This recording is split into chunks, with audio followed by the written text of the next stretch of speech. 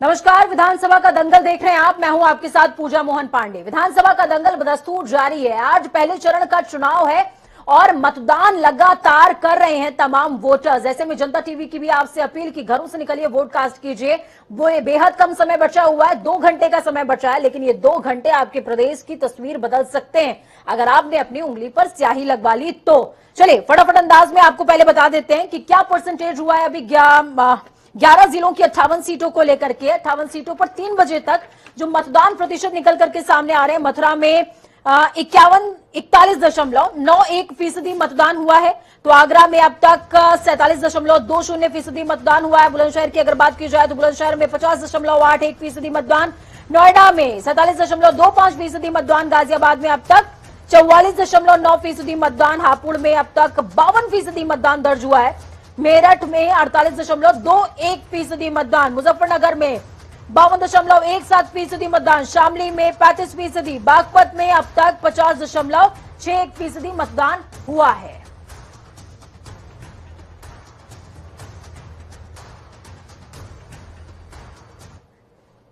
तो चलिए खबरों की शुरुआत करते हैं और बड़ी और अहम जानकारी है इस वक्त की। खबर के अंदाज में आपको बताएंगे, लेकिन बड़ी खबर के अंदाज में इसको समझिएगा। लखीमपुर खीरी में 3 अक्टूबर को तिकोनिया में उपद्रव के बाद हिंसा में 4 किसान सहित 8 लोगों की मौत के मामले में इलाहाबाद हाईकोर्ट की लखनऊ बेंच में बड़ा फैसला हुआ है।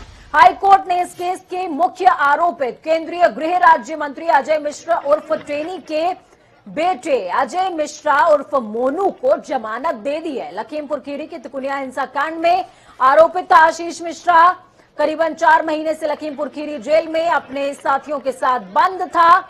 हाईकोर्ट की लखनऊ बेंच ने गुरुवार को केंद्रीय गृह राज्य मंत्री आशीष मिश्रा के बेटे को जमानत दे दी है। कोर्ट ने इस केस में अपना फैसला सुरक्षित रखा था। आशीष मिश्रा को उसके साथियों के साथ किसानों को गाड़ी से रौंदने का आरोप था और इसी आरोप में गिरफ्तारी भी हुई थी। आशीष मिश्रा मोनू की जमानत माननीय उच्च न्यायालय लखनऊ द्वारा स्वीकार की गई है। देश में कानून का राज है, कानून पे हम लोग विश्वास करते हैं और मुझे पूरी उम्मीद थी कि हमको न्याय मिलेगा और आशीष मिश्रा मोनू को न्याय मिला है। तो कब तक बाहर निकलेंगे अब जिला कारागार से? अब देखिए ऑर्डर आ जाए वहां से, माननीय उच्च न्यायालय द्वारा पारित आदेश प्राप्त होने के पश्चात यहाँ दाखिल की जाएगी। दाखिल के बाद वो 2-3 दिन में छूटेगी। तो लखीमपुर खीरी मामले में आशीष मिश्रा को जमानत मिल चुकी है। लखीमपुर खीरी मामला वही जिसके बाद किसान आंदोलन और ज्यादा आंदोलित हो गया।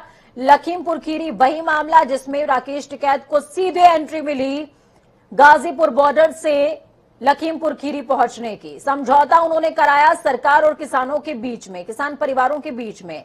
सियासत पुरजोर हुई और इस सियासत के बाद पश्चिमी यूपी के लिए यानी कि पहले चरण के चुनावों के लिए कहीं ना कहीं लखीमपुर खीरी को भी मसला बनाया गया। लेकिन आखिरी में हिस्से में क्या आया? आशीष मिश्रा की जमानत। अब इस जमानत के बाद सूबे की सियासत कैसे तब्दील होगी वो देखने वाली बात रहने वाली है।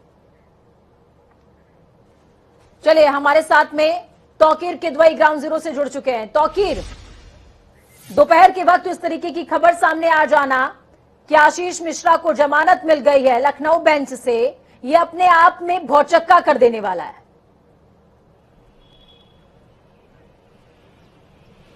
जी बिल्कुल, ये थोड़ी सी शॉकिंग खबर जरूर है क्योंकि जिस तरह से एसआईटी ने अपनी रिपोर्ट दर्ज की थी उसकी रिपोर्ट में पूरी तरह से आरोपी बताए गए थे, आशीष मिश्रा बताया गया था, गाड़ी में भी मौजूद थे और मुख्य आरोपी के तौर पर इनको कोर्ट में पेश किया गया था। और एसआईटी ने जो अपनी रिपोर्ट दी थी उसमें और भी कई तथ्य दिए थे जिससे पूरा मामला हत्या का साबित हुआ था। हत्या के आरोप में ही अभी तक आशीष मिश्रा जेल में थे, लेकिन आज जमानत इतनी जल्दी मिल जाना थोड़ा सा शॉकिंग जरूर है। लेकिन हमने उनके वकील सलील श्रीवास्तव से बात की, उनका कहना है कि काफी झोल थे उस रिपोर्ट में भी जिसको साबित नहीं कर पाई एसआईटी की टीम कोर्ट में, क्योंकि थार में वो मौजूद थे लेकिन गाड़ी चला रहे थे कि नहीं चला रहे थे कि इसको लेकर साबित नहीं कर पाए। 120 लोगों की पूछताछ के बाद उनके बयान दर्ज किए गए थे। 400 से ज्यादा पन्ने की चार्जशीट फाइल की गई है। ऐसे में आज जो जमानत मिली है और उसमें किसी भी तरह के आरोप इन पर साबित नहीं हो रहे हैं फिलहाल। जैसे गैर इरादतन हत्या का मामला था तो गैर इरादतन हत्या का भी मामला इन पर नहीं बन रहा, क्योंकि इनके लिए इनके जो डिफेंस लॉयर थे उन्होंने कहा है, कोर्ट में दलील दी है कि ये गाड़ी के बगल की सीट पे बैठे थे और जो ड्राइवर हरिओम मिश्रा जो गाड़ी चला रहा था वो हिंसा में पहले ही मारा जा चुका है। दूसरी तरफ जब ये गाड़ी से उतर के गन्ने के खेतों में भागे तो इन्होंने हवाई फायर किया और पहले कहा गया एफआईआर में कि उसी गोली लगने से 3 किसानों की मौत हुई। इसके बावजूद पोस्टमार्टम रिपोर्ट में किसी भी फायर इंजरी का जो जिक्र नहीं है। दोबारा पोस्टमार्टम रिपोर्ट की बात की गई, दोबारा पोस्टमार्टम में भी किसी भी तरह की गोली लगने से तस्दीक नहीं हुई। तो साफ तौर पर जो आशीष मिश्रा है वो इस केस से पूरी तरह से बरी होते नजर आ रहे हैं फिलहाल। बिल्कुल, आशीष मिश्रा इस केस से पूरी तरीके से बरी होते नजर आ रहे हैं। हमारे साथ न्यूज रूम से सनी जुड़े हुए हैं। सनी, जिस तरीके से तमाम तस्वीरें सामने आई और इन तस्वीरों के बाद आज जब पहले चरण की हम वोटिंग की बात कर रहे हैं, तमाम जो वोटर्स हैं उनसे अपील कर रहे हैं कि आप घरों से निकलिए, वोट कास्ट कीजिए, और जब पश्चिम यूपी की बात हो रही है, किसान बाहुल्य क्षेत्र है, ऐसे में लखीमपुर खीरी के कांड के मुख्य आरोपी का जमानत उसको मिल जाना कहीं ना कहीं ये चौंका देने वाला है। साथ में मैं आपसे ये भी सवाल करती हूं कि पश्चिम यूपी के इन चुनावों को ये कितना ज्यादा प्रभावित कर सकता है, समीकरण क्या कहता है? बिल्कुल, देखिए पूजा, जिस तरह से ये बहुत जल्द एसआईटी की जो रिपोर्ट आई थी उसके बाद जो 5,000 पेज की रिपोर्ट थी, 200 से भी ज्यादा गवाहों से पूछताछ की गई थी, 99 लोगों से नामजद उनसे बयान लिए गए थे। ऐसे में अब जिस तरह से एकदम से ये हाईकोर्ट की तरफ से फैसला आया है जमानत को लेकर, इस पर सवाल खड़े हो रहे हैं और किसानों के नेता राकेश टिकैत ने भी इस पर सवाल खड़े किए। उन्होंने कहा है कि अगर कोई आम आदमी होता तो क्या उसके मामले में इतनी जल्दी इसको लेकर सुनवाई हो पाती। तो इस तरह की बातें हो रही है। जाहिर तौर पर इसका जो सीधा असर है वो चुनाव पर पड़ेगा और चूंकि लखीमपुर का जो चुनाव है वो चौथे फेज में होना है, उसके पहले लगातार लखीमपुर के मामले को लेकर अजय टेनी जो कि गृह राज्य मंत्री है, उनके इस्तीफे को लेकर भी बार बार विपक्ष सवाल उठाता रहा है। सदन के अंदर भी इसको लेकर कार्यवाही स्थगित होती रही है। ऐसे में ये मामला फिर से एक बार तूल पकड़ता हुआ नजर आ रहा है, क्योंकि इसकी जो टाइमिंग है उसको लेकर सवाल खड़ा हो रहा है। आज पहले चरण का मतदान होना है, उसके ठीक पहले इस तरह से जमानत मिल जाना और उसके बाद एक तरीके से ये एक स्वीकृति होना है कि जो अब तक आरोप लगाए गए थे उनमें उतना दम नहीं है, इसलिए हाईकोर्ट ने इनको जमानत दे दी है। लेकिन देखना यह भी होगा कि 5,000 पेज की ये जो चार्जशीट दायर की गई थी एसआईटी की तरफ से, इस पे आगे क्या अब इसको सुप्रीम कोर्ट में चैलेंज किया जाएगा, किस तरह से ये जांच आगे और बढ़ती है, ये भी मायने रखता है। लेकिन इससे एक बात तो तय हो गई है कि आने वाले समय में बीजेपी ये कोशिश जरूर करेगी कि इसको वो चुनाव में भुनाए कि जिस तरह के आरोप लगे थे अगर बुनियादी होते या उनमें कोई दम होता तो कोर्ट इनको जमानत नहीं देता। हमारे साथ जुड़ने के लिए, अहम जानकारी ग्राउंड जीरो से साझा करने के लिए तौकीर भी हमारे साथ में जुड़े। तौकीर, बहुत शुक्रिया आपका भी जुड़ने के लिए, अहम जानकारी साझा करने के लिए। तो चुनाव बदस्तूर जारी है, ऐसे में जनता टीवी की आपसे अपील, घर से निकलिए, वोट कास्ट कीजिए। वोट बहुत कीमती है, हाथों पे लगी स्याही प्रदेश का भविष्य लिखेगी। और जिस तरीके से वोटिंग परसेंटेज सामने आ रहे हैं ये खुश करने वाले हैं। पिछली बार से परसेंटेज में काफी ज्यादा इजाफा हुआ है। और दूसरी बात ये कि चुनाव आयोग जब अभी पीसी करेगा तो रियल जो आंकड़ा है, मैजिकल नंबर्स हैं, वो सामने आने वाले हैं कि आखिरकार किन तादादों में वोटिंग हुई है। लेकिन ऐसे में जनता टीवी आपसे अपील करता है कि घरों से निकलिए, वोट कास्ट कीजिए। बड़ी खबर भी बता रहे हैं, मथुरा से बड़ी खबर सामने आ रही है। मथुरा में मतदान को लेकर के ग्रामीणों का आरोप है, राधा कुंड चौकी प्रभारी पर आरोप लगाया गया है एक तरफा वोट डालने का। दरोगा पर आरोप है, दरोगा ने महिलाओं को गाली दी, ऐसा कहा जा रहा है। दरोगा ने महिलाओं को वोट डालने से रोका। मतदान अभिकर्ता को पोलिंग बूथ से निकाला गया है बाहर। ग्रामीणों ने प्रशासन पर सवालिया निशान लगाए हैं। गोवर्धन के गांव जुलहिंदी का पूरा मामला है। मैं एजेंट हूँ, मैं अंदर था। जब ये आरएसएन से पूछताछ की, इन्होंने शोर किया तो मैंने पूछा क्या बात है, कैसे से पूछ रहे हैं नल पे वोट डालो। मैंने सर ये तो गलत है, तुम ये गलत काम कर रहे हो, मत करो। तो मुझको पकड़ के यहाँ से कॉलर में घंटी फंटी सब तोड़ दूं। देखो मेरा पकड़ के कॉलर मुझको बाहर निकाल दिया, इतनी मार दूंगा, इतने मुकदमे लिखूंगा तुझ पे, तो होश में नहीं आएगा। चौकी इंचार्ज में तू तो है ना। चलिए, सुरेश हमारे साथ में ग्राउंड जीरो से लाइव जुड़े हुए हैं, मथुरा से लाइव जुड़े हुए हैं। सुरेश, क्या कुछ अपडेट है? आखिरकार क्यों इन तमाम लोगों के साथ इस तरीके की हरकत की गई? और सबसे बड़ी बात यह भी है कि क्यों रोका गया वोट कास्ट करने से? और एक तो एम्प्लॉय था अंदर जिसको बाहर निकाल दिया गया है। जी बिल्कुल, जिस तरह से जो तस्वीरें हैं और जो तस्वीरों में जो इंचार्ज है, चौकी इंचार्ज जो बात करते हैं, जो जिस तरह की उनकी भाषा है, उससे वो साफ देख सकते हैं कि उनकी मंशा क्या है और किस तरह से सरकार के एक तरह से कार्यकर्ता बनकर के काम कर रहे हैं। तो ये जो है सामने तस्वीरें आई है जो कि एक वोटिंग को रोकने की एक जो शर्मनाक घटना है, क्योंकि प्रशासन को इस तरह से किसी भी पार्टी विशेष के लिए काम नहीं करना चाहिए। उनको एक नॉर्मल चुनाव आयोग जिस तरह से काम करता है, एक निष्पक्ष जो है एजेंसी के तौर पे, ठीक है। तो उस तरह सुरेश, का मैं इसी खबर पर आपके पास वापस से आऊंगी और पूरे माहौल पर चर्चा करने की कोशिश करूंगी आपके साथ में। आगरा से इस बीच बड़ी खबर सामने आ रही है, बड़ी खबर, अहम जानकारी आगरा से दे रहे हैं तमाम दर्शकों को। मतदान को लेकर आगरा से बड़ी खबर सामने आ रही है। मतदाताओं से छीनी जा रही है पर्ची, गांव के लोगों के नाम पर फर्जी मतदान हो रहा है। कुआरी गांव में बने पोलिंग बूथ का मामला, गांव के लोगों को वोट नहीं कास्ट करने दिया जा रहा। मतदाताओं का वोट न डालने का वीडियो सोशल मीडिया पर धड़ल्ले से वायरल। अधिकार छीन रहे हैं दबंग लोग, ये तमाम लोगों का कहना है। प्रदीप हमारे साथ में जुड़े हुए हैं। ठीक मथुरा जैसा ही मामला आगरा से भी सामने आया है। प्रदीप, क्या कुछ अपडेट? आप पूजा बता दें कि ये सुबह से ही आज ये इस तरीके की घटनाएं सामने देखने को मिल रही हैं, चाहे बाहा विधानसभा क्षेत्र हो, फतेहाबाद हो, हीरागढ़ हो या शहर के एक आध क्षेत्र। तो यहाँ पर लगातार जो आगरा प्रशासन और पुलिस ने निष्पक्षता की जो बात की थी वो कहीं ना कहीं अव्यवहारिक लग रही है, जिससे कि मतदाताओं में काफी रोष देखने को मिल रहा है। और जनता टीवी लगातार सुबह से ही ये घटना को साफ तौर पर दिखा रहा है और अपील भी कर रहा है लोगों से मतदान अवश्य करें। लेकिन जो लोग मतदान के लिए जा भी रहे हैं तो उनके साथ इस तरीके का व्यवहार जा रहा है, जो कि लोकतंत्र के लिए एक बड़ा खतरा है और चुनाव आयोग के लिए एक बड़ी चुनौती है कि किसी भी तरीके से हर मतदाता को उसके अधिकार से वंचित नहीं किया जा सकता। बिल्कुल, मतदाता को उसके अधिकार से वंचित नहीं किया जा सकता। हमारे साथ मथुरा से सुरेश भी जुड़े हुए हैं और साथ में आगरा से प्रदीप हमारे साथ में लगातार जुड़े हुए हैं। सुरेश, मैं आपसे समझना चाहूंगी, जिस तरीके की ये घटनाएं सामने आ रही हैं, ये घटनाएं चुनाव को कितना ज्यादा इफेक्ट करेंगी और वोट परसेंटेज जिसको लेकर के लगातार सवालिया निशान खड़े किए जा रहे हैं कि हो सकता है इस तरीके की घटनाएं ना सामने आती या व्यवस्थाएं और सुदृढ़ होती तो वोट परसेंटेज कुछ और हो सकते थे। जी बिल्कुल, अगर देखते हैं कि जिस तरह से सरकार हो या चुनाव आयोग हो या जिला प्रशासन हो या समाज सेवी हो, सभी कहते हैं, सभी अपील करते हैं कि वोट ज्यादा से ज्यादा होना चाहिए, क्योंकि लोकतंत्र के उस समय हर आदमी को, हर व्यक्ति को, हर मतदाता को अपना जो है भागीदारी करनी चाहिए, ताकि एक जो है एक मजबूत लोकतंत्र बन सके।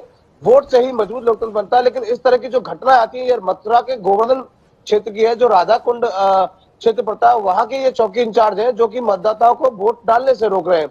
यानी ये देखा जा सकता है कि कहीं ना कहीं उसकी जो मानसिकता है वो बड़ी ही एक तरह से कहे तो एक पक्षी है, और चूंकि प्रशासन को या कोई भी ठीक है, आपके पास अभी जब मैं वापस आऊंगी सुरेश, तो मैं आपसे सवाल पूछूंगी कि पोलिंग बूथ का जो तमाम जो तस्वीर है वो दिखाने की कोशिश कीजिए, लेकिन इससे पहले तमाम दर्शकों को दिग्गजों की तमाम तस्वीरें दिखा देते हैं। दिग्गजों ने मतदान किया है। पंकज सिंह, इनकी आवाज सुनते ही आप अंदाजा लगा लेंगे कि ये बेटे किसके हैं। राजनाथ सिंह के बेटे हैं पंकज सिंह।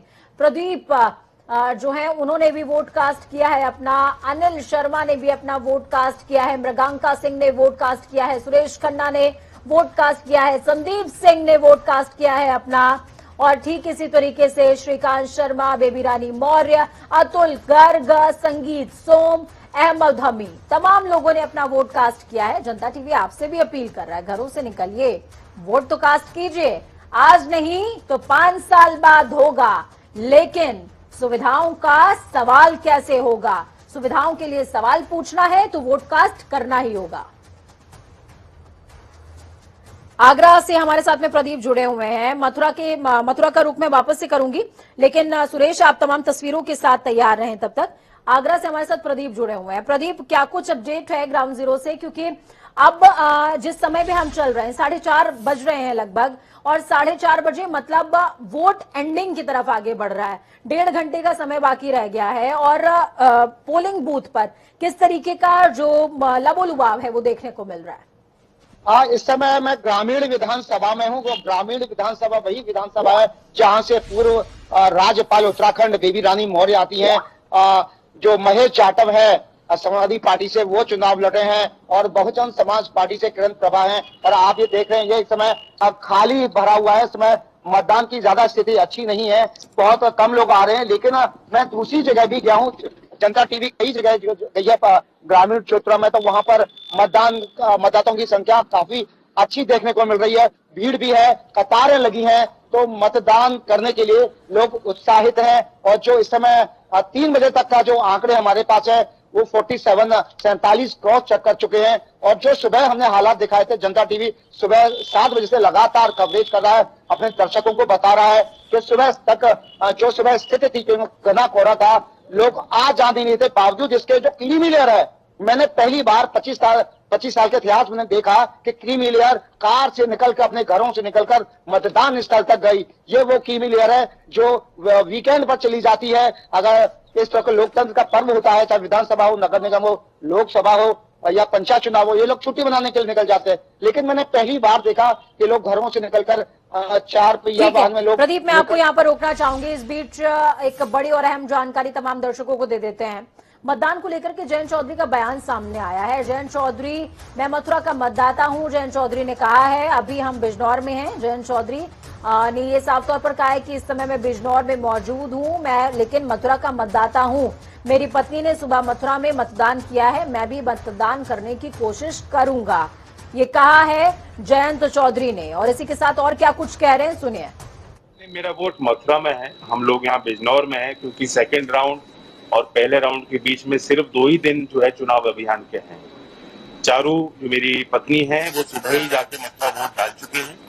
यहाँ कार्यक्रम खत्म होगा तो 6 बजे तक जो मतदान केंद्र खुले हैं, मैं कोशिश करूंगा वहां पहुंच के अपनी वोट डालूं।